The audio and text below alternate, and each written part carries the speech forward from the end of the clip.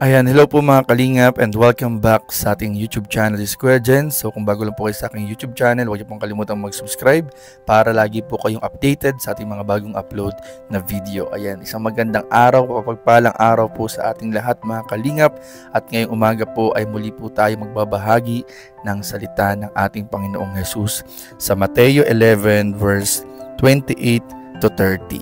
So pero bago po yun mga kalingap, kumusta po kayong lahat? Sana po ay nasa mabuti po kayong kalagayan, saan man kayong panig ng mundo, saan man panig ng Pilipinas. Sana po ay okay po tayong lahat, malusog, masigla, mapahihapa, at sana po ay maibahagi po natin sa ibang tao rin na makakapakinig, makakapanood itong video na ito. Tayo po ng mga nakakapanood ngayon, sana po ay ma-share po natin sa mga mahal natin sa buhay itong salita ng Diyos sa araw na ito. So ang nakalagay po sa Mateo 11 verse 28 to 30, kung kayo po ay may mga Bible, pwede po ninyong kunin at basahin po natin ang sabay-sabay ang nakalagay. So ito po ay nakakulay pula na naman po. Ibig sabihin po, ang Panginoong Jesus ang nagsasalita. Ayan po, nakakulay red po yung babasahin po natin. Si Jesus Christ po ang nagsasalita nito mga kalingap. Sabi po niya sa verse 28 ng Mateo 11, "Lumapit kayo sa akin, kayong lahat na nahihirapan at nabibigatan sa inyong pasanin, at bibigyan ko kayo ng kapahingahan. Sundin ninyo ang mga utos ko at matuto kayo sa akin. Dahil mabait ako at mababang loob, makakapagpahinga kayo. Dahil madaling sundin ang aking mga utos at magaan ang aking mga ipinapagawa." Ang Panginoong Jesus ang nagpuri sa pagkabasa ng kanyang salita. So ayun po mga kalingap, napakagandang mensahe na naman po para sa ating lahat, sa ating mga nanonood, na kung tayo man po mga kalingap ay may pinagdadaanan ngayong araw na ito, sa oras na ito, na habang pinapanood po natin itong video na ito, ay nangungusap po sa atin ang Panginoong Jesus.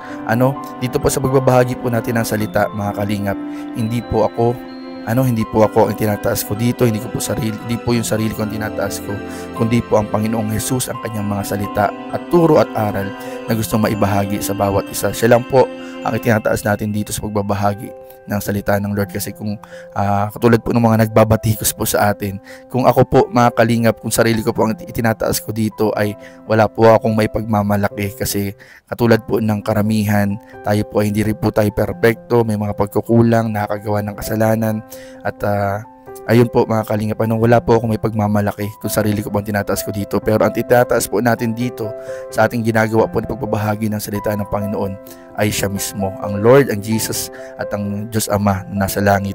Siya lang po ang tinataas natin dito, at ginagawa lang po natin yung pinapagawa niya na ibahagi ang salita ng Lord, salita ng Diyos sa ating mga kababayan.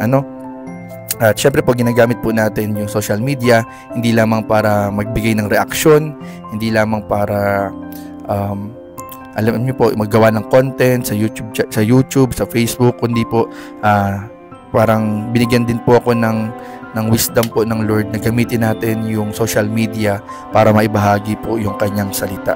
So napakaganda po mga kalingap na ito po ay gamitin din po natin, tayo po mga nanonood, gamitin din po natin ang ating mga social media sa pagbabahagi ng salita ng Lord. So kung babasahin po natin yung verse 28, "Lumapit kayo sa akin." So ini-invite po tayo ng Panginoon, hindi lamang po yung may mga problema, kahit po yung walang problema sa oras na ito, ay ini-invite po ng Panginoon. Lahat po tayo ay ini-invite po tayo ng Panginoon na lumapit sa Kanya, lalong-lalo na sa oras ng kagipitan. Sabi nga dito, kayong lahat na nahihirapan at nabibigatan. So kung may mga pinagdadaan tayong pagsubok, may pinagdadaanan tayong problema, meron tayong mga bigat na dinadala sa buhay natin ngayon, merong mabigat na iniisip, merong parang parang gumugulo sa isipan po natin, sinasabi ng ating Panginoong Jesus na lumapit tayo sa Kanya at bibigyan niya tayo ng kapahingahan. Sa Lord po ang tunay na kapahingahan. May napanood ako dating preaching po, sabi nung iba, di ba natural sa ating mga tao, natural naman sa ating mga tao, stress ako sa trabaho ko, magre-relax ako, magbabakasyon ako para makapagpahinga ako. Pero pinapanood ako dating preaching ng isang Christian, nag-preach po siya. Sabi niya, hindi po yung travel, although yung travel po napakalaking tulong po para makapag-relax din yung isip natin, makapag-unwind yung pagbabakasyon, pag-travel. Pero kung papansinin po natin, minsan, kadalasan po, pag tayo ay sasabihin natin na magbabakasyon muna ako, magpapahinga muna ako, sobrang stress na ako, at pagod na yung katawan ko, babakasyon muna ako, papahinga muna ako. Pero imagine minsan, magbabakasyon nga tayo, pero after ng bakasyon natin o travel natin sa ibang lugar, ay pag uwi natin, sobrang pagod na pagod pa rin tayo, mga kalingap. So, minsan, nakatulong po, malaking tulong po yung travel, pero yung tunay na kapahingahan po, sinasabi sa atin ng Panginoon, ang tunay na kapahingahan ay nasa Panginoong Jesus. Kung tayo man ay parang na-stress tayo, na-pressure tayo sa mga bagay-bagay sa buhay natin, sa paligid, ay nasa Lord po ang tunay na kapahingahan. Sabi po niya sa verse 29, sundin ninyo ang aking mga utos at matuto kayo sa akin dahil mabait ako at mababang loob, makakapagpahinga kayo. So ayun po mga kalingap, palagi po tayong nire-remind ng Panginoon na kung gusto po natin ang tunay na kapahingahan ay sa Kanya lang po tayo lumapit. Tulad po ng sinabi natin sa mga nakaraang araw na upload po natin, kung gusto po natin na maging guided po yung ating araw-araw, yung pong ating mga pinagdadaanan, alam niyo po ba, may another secret po.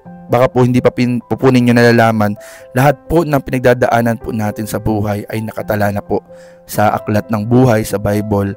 At naandyan na rin po ang kasagutan kung paano po natin susolusyonan ang bawat problema na ating pinagdadaanan. Kailangan lang po nating saliksikin yung libro ng Bible at kailangan po nating aralin at unawain. May mga bagay po minsan na hindi natin maunawaan sa Bible. Ang isang sekreto po, mga kalinga, para mas maunawaan po natin yung mga nakalagay sa Bible, ipanalangin po muna natin ang pagbabasa natin ng banal na salita. Bago tayo magbasa, para mas lalo natin maunawaan, ay manalangin po tayo na bigyan tayo ng banal na espiritu ng pag-unawa, wisdom, knowledge and understanding. Ipaunawa niya sa atin kung ano yung gustong sabihin sa atin ng Panginoon. At magugulat kayo pag nagbasa kayo bigla ng Bible, bigla niyong mauunawaan. Ganun po yun, mga kalingap. Hindi po pwedeng basta-basta natin basahin yung Bible randomly dahil may nagsabi sa atin magbasa ka ng Bible. Mas makakatulong po na bago tayo magbasa ng Bible ay manalangin po muna tayo, humingi tayo ng gabay, humingi tayo ng wisdom para maunawaan po natin yung kanyang mga sinasabi. Alam niyo po mga kalingap, napakalaking bagay po na nagbabasa tayo ng banal na aklat dahil yan po yung makakatulong sa atin sa araw-araw natin pinagdadaanan. Halimbawa po, meron pong nagsabi na or parang minsan may mga nag-iisip po tayo na paano na lang yung kinabukasan ko, hindi ko alam yung mga mangyayari sa hinaharap kasi ganito na lang ako, ganyan.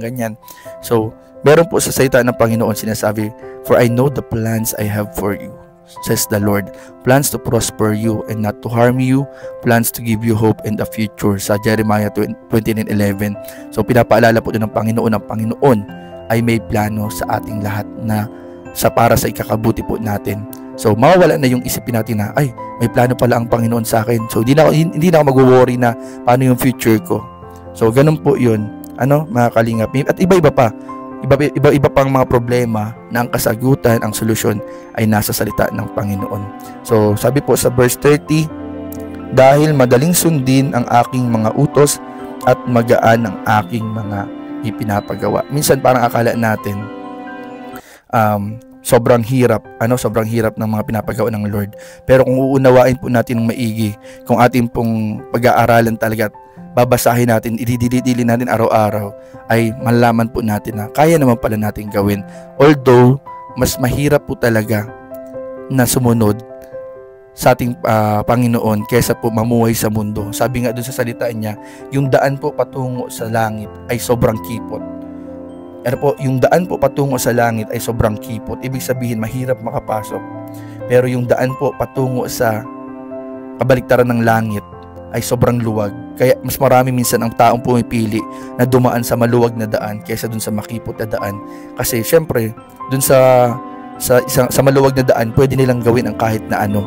Subalit, ang hindi nalalaman ng iba ay hindi maganda yung kakahantungan pagkatapos ng buhay. Kaya mas maganda pa rin na although may challenge po may challenge yung pagsunod sa ating Panginoon, piliin pa rin po natin ang salita at ang utos ng ating Panginoong Jesus. So yun lamang po, at maraming po salamat sa panonood. Sana po ay nakatulong ngayong umagang ito, ngayong araw na ito, yung salita ng Panginoon sa ating lahat, lalo na sa mga may pinagdadaanang pagsubok. Kaya po natin, huwag po natin kalimutan na kasama po natin ang Panginoon at kasama natin ang Banal na Espiritu para gabayan at tulungan po tayo sa araw-araw. So yun lamang po, at maraming po salamat sa panonood. Please don't forget to like, comment, share, and subscribe sa ating mga video. God bless po. Jesus loves you. Bye-bye.